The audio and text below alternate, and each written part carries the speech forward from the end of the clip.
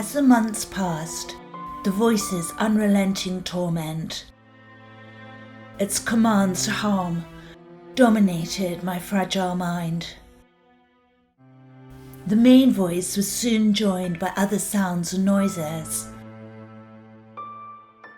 Washing machines and radiators, for example, seemed to speak an alien language only I could understand.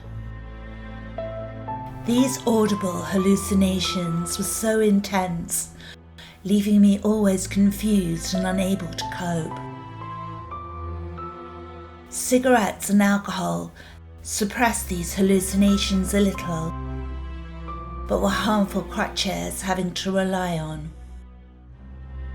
Seeking out professional help may seem the most obvious thing to do, but venturing into the outside world filled me with terror. The door now a barricade, the beast caged within. In retrospect, I'm so very glad to have found the courage to seek help. The alternative? Unable to work, failure to pay rent, homelessness, vagrancy, possibility of prison. Much too common to those who suffer with poor mental health. Although our relationship was troubled and fractured, my only recourse was to contact my parents. Perhaps wrongly, I read my mum's femininity as far too submissive to my dad's bossy nature, leaving home on bad terms. When I left, I was so self-assured. To now return home felt like a sheepish humiliation. Maybe it was a generational thing, but my father's approach was one of denial. My mother, however, took a different stance. She organised doctor's appointments, sat patiently in waiting rooms, listened attentively to their diagnoses. The differences we had were placed aside.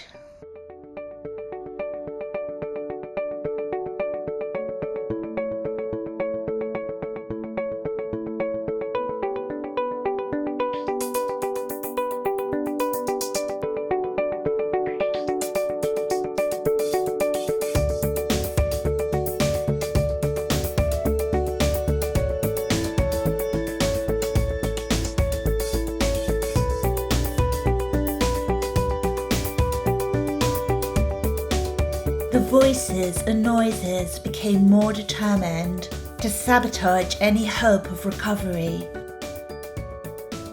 telling me, reminding me I would be scrutinized, dissected, my anonymity gone, all thoughts and secrets exposed to the world.